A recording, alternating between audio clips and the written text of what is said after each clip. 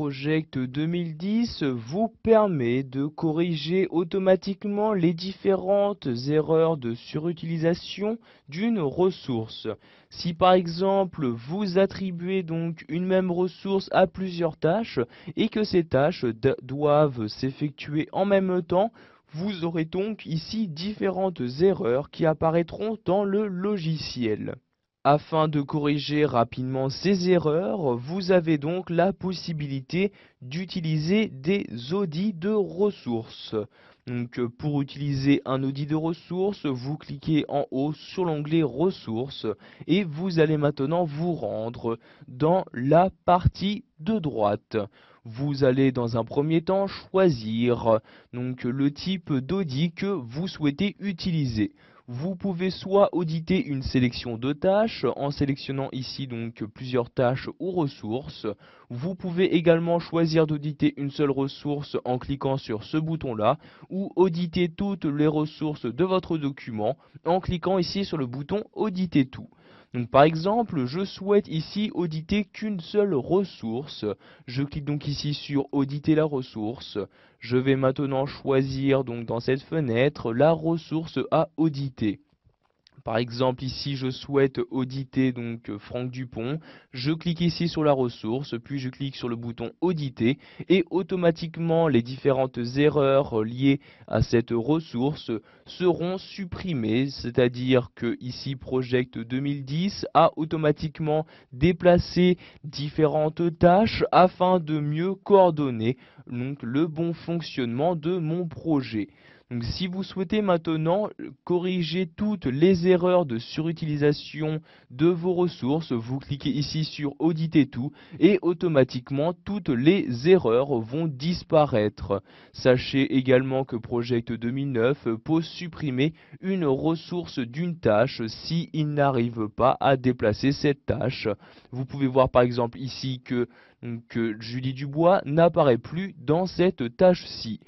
Vous pouvez à tout moment supprimer l'audit que vous venez de faire. Vous cliquez pour cela sur supprimer l'audit. Vous choisissez ensuite donc si vous souhaitez supprimer l'audit donc de l'intégralité de votre projet ou juste des tâches sélectionnées. Donc ici je clique bien sur ensemble du projet, puis je clique sur OK et donc à nouveau donc l'audit a été supprimé, c'est-à-dire que à nouveau les différentes erreurs de surutilisation réapparaissent. Pour finir, nous allons voir qu'il est possible de modifier le fonctionnement de cet audit. Pour cela, je clique en haut à droite sur le bouton Options d'audit. Dans cette fenêtre, vous allez dans un premier temps pouvoir choisir de quelle façon vous souhaitez calculer ces audits, c'est-à-dire si vous souhaitez le faire vous-même, vous cochez ici sur ordre. Si vous souhaitez donc que les audits de ressources se fassent automatiquement, vous cochez ici la case automatique. Ensuite, vous choisissez le type de recherche de surutilisation que vous souhaitez effectuer en cliquant ici sur cette flèche-ci. Donc soit par exemple minute par minute, heure par heure, jusqu'à mois par mois.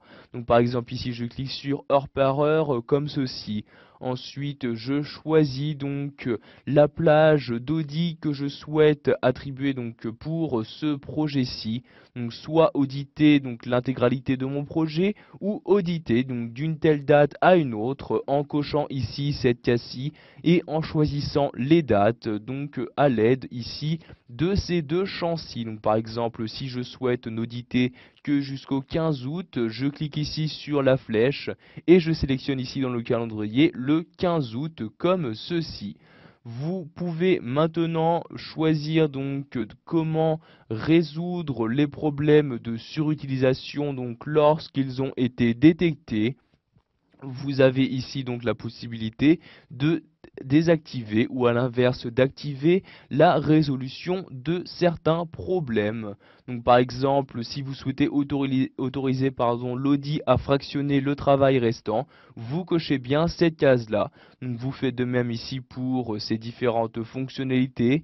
Vous pouvez choisir donc directement en appliquant donc vos modifications d'auditer donc votre projet en cliquant ici sur auditer tout. Vous cliquez sinon ici sur OK comme ceci.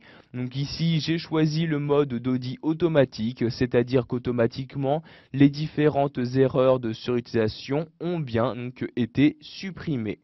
Voilà, vous savez maintenant comment il est possible d'auditer une ressource dans Project 2010.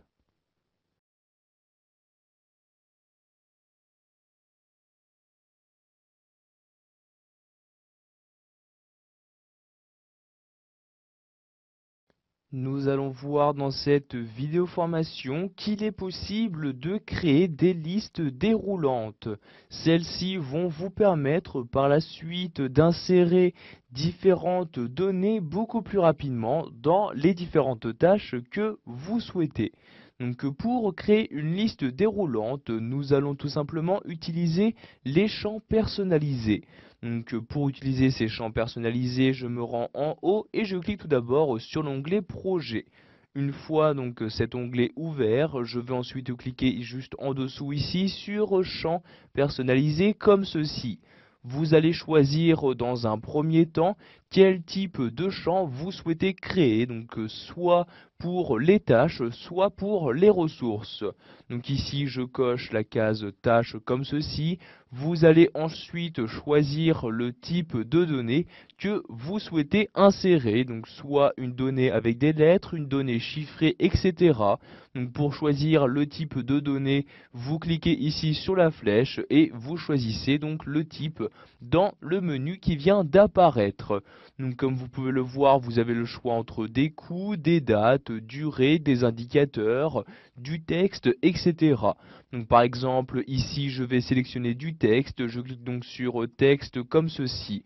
Nous allons ensuite, donc ici, nous intéresser qu'à un seul champ, par exemple le texte 1, donc champ que je vais choisir de renommer, donc pour pouvoir l'identifier plus simplement.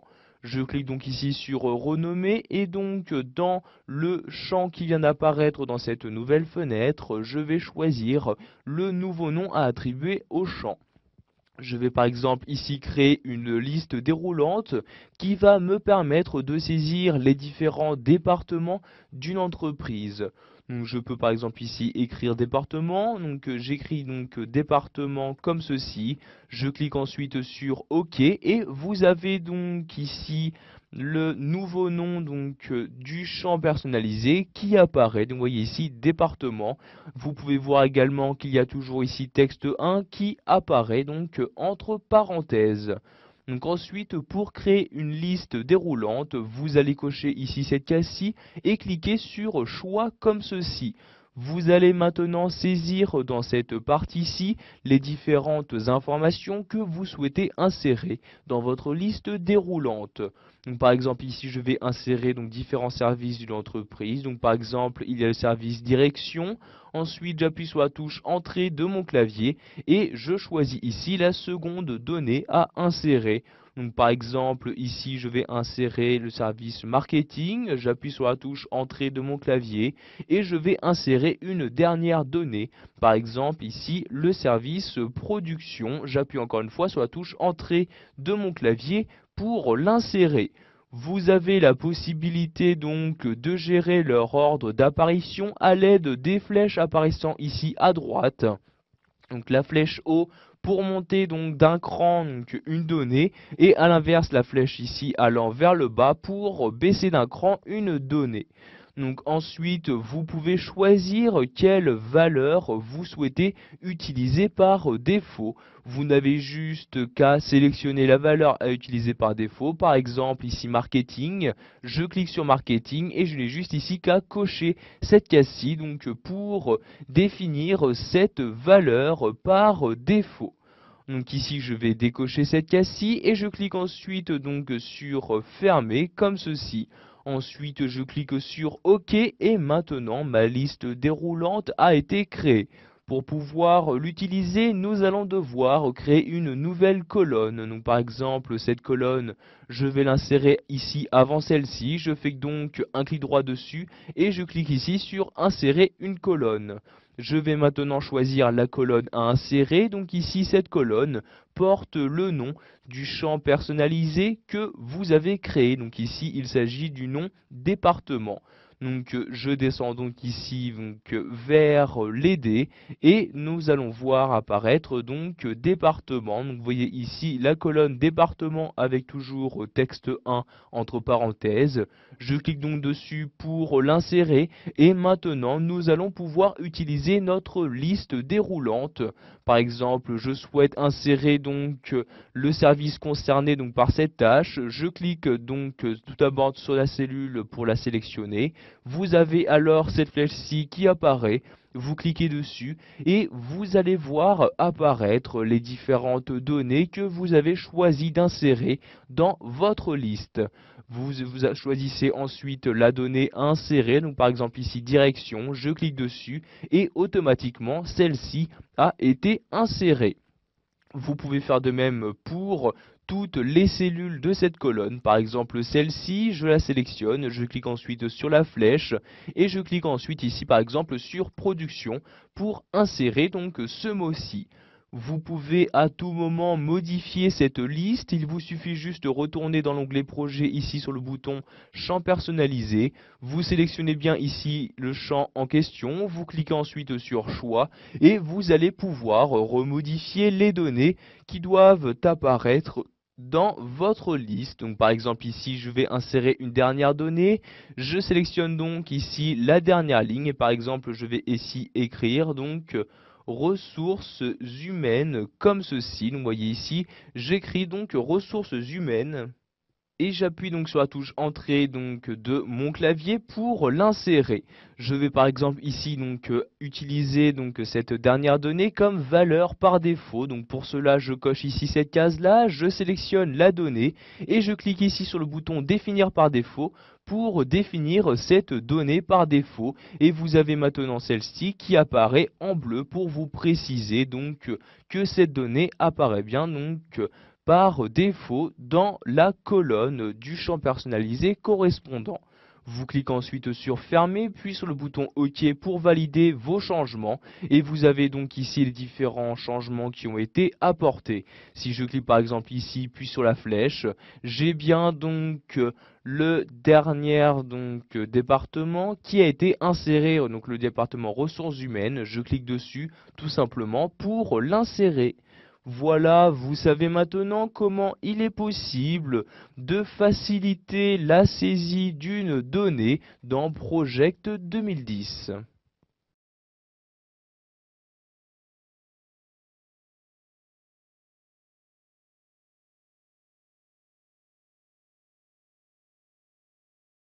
Il est possible de choisir les éléments que vous souhaitez afficher dans une cellule. Pour cela, vous allez devoir vous servir des champs personnalisés proposés par Project 2010. Donc, pour créer un nouveau champ personnalisé, vous allez vous rendre en haut et cliquer sur l'onglet Projet. Vous allez ensuite cliquer juste en dessous sur le bouton champ personnalisé comme ceci. Vous avez alors cette fenêtre-ci qui apparaît où vous allez tout d'abord choisir quel type de champ vous souhaitez créer. Donc s'il s'agit d'un champ pour les données donc de tâches ou de ressources. Donc ici par exemple je coche tâches. Vous choisissez ensuite le type de données à utiliser en cliquant ici sur cette flèche-ci. Vous choisissez par exemple s'il s'agit d'un coût, d'une date, d'une durée, d'un indicateur, un nombre, etc. Donc, par exemple ici je clique sur date comme ceci et vous avez donc dans cette partie-là les différents champs personnalisés concernant les dates qu'il est possible d'utiliser.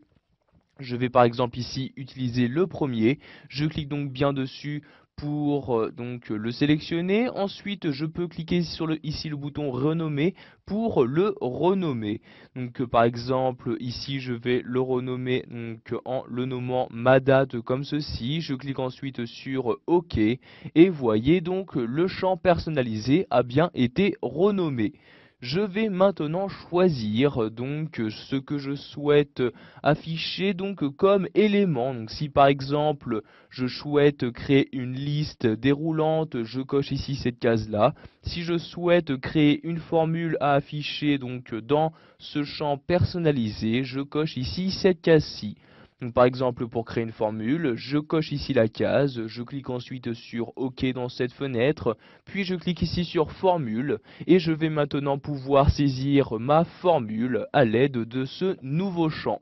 Donc vous pouvez vous servir de votre clavier, mais également des différents boutons qui vous sont proposés. Donc par exemple ici pour utiliser le modulo, vous avez le bouton mode comme ceci. Pour insérer une puissance, vous avez ici ce bouton-ci. Vous voyez, je n'ai juste qu'à cliquer dessus pour insérer le symbole correspondant. Donc ici je clique sur annuler pour ne pas utiliser de formule et je vais recliquer ici sur aucun comme ceci. Vous pouvez ensuite choisir comment effectuer le calcul des lignes d'affection. Donc si vous ne souhaitez pas effectuer ce genre de calcul, vous cochez ici la case aucune. Vous pouvez également généraliser, c'est-à-dire automatiser ce genre de calcul en cochant ici cette case-ci. Donc par exemple ici je vais laisser aucune et enfin je choisis la valeur que je souhaite afficher dans la cellule. Si vous souhaitez afficher la donnée en elle-même, vous cochez ici la première case, mais sachez que vous avez la possibilité d'afficher à la place d'une donnée un indicateur graphique. Donc pour cela, vous cochez ici cette case-ci, puis vous cliquez sur indicateur graphique. Vous avez alors cette nouvelle fenêtre qui apparaît.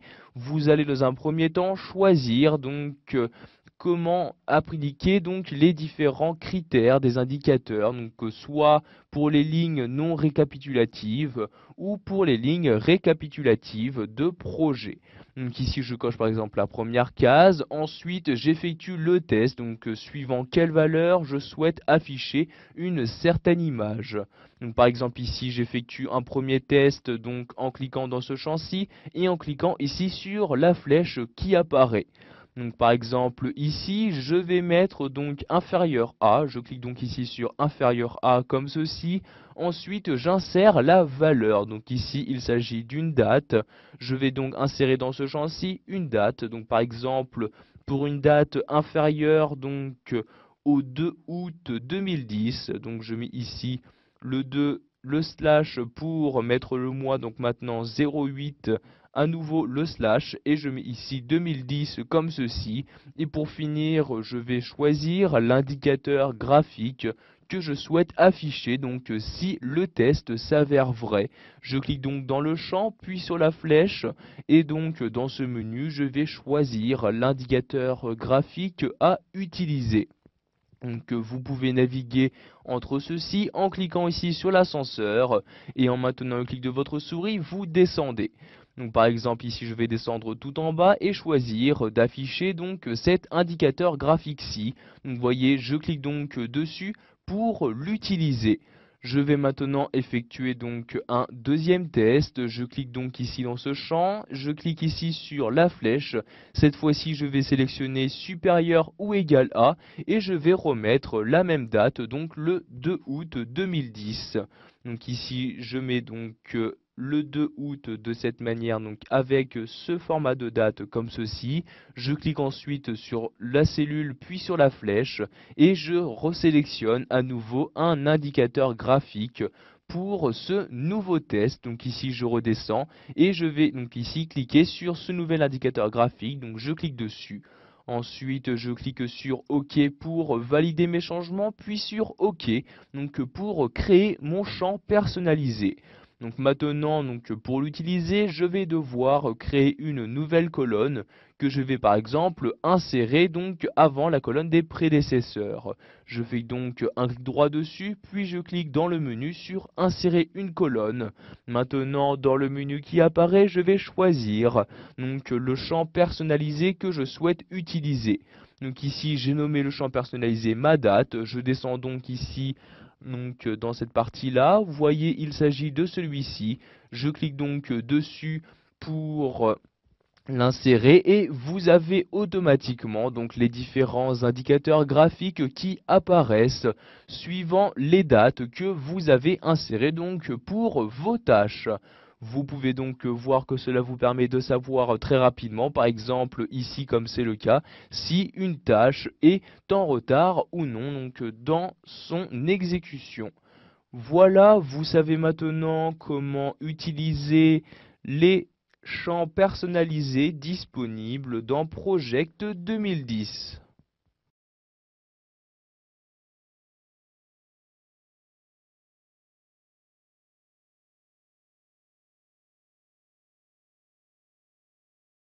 Nous allons voir dans cette vidéo formation comment exploiter au mieux le diagramme de Gantt qui va vous permettre d'utiliser donc et de gérer au mieux les différentes tâches de votre projet.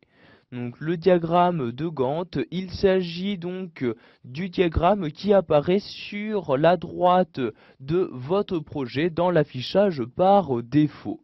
Donc nous allons ici agrandir ce diagramme en cliquant ici sur cette barre-ci. Donc je clique, je maintiens le clic de ma souris et je la déplace ici sur la gauche comme ceci. Je peux maintenant lâcher le clic de ma souris comme ceci et nous avons donc une meilleure vue sur ce diagramme. Vous pouvez voir que ce diagramme vous permet donc d'afficher vos différentes tâches sous forme de barres pour vous permettre de connaître très simplement leur durée. Vous avez donc ici en haut les différents jours de la semaine qui apparaissent. Sachez que vous avez la possibilité directement à partir de ce diagramme de créer de nouvelles tâches. Par exemple ici je vais créer une 5e tâche dans mon projet. Pour cela vous allez devoir cliquer à l'endroit où l'insérer.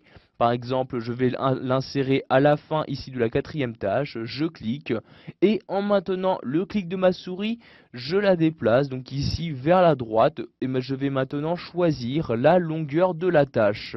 Donc, vous avez ici dans la fenêtre qui apparaît différentes informations.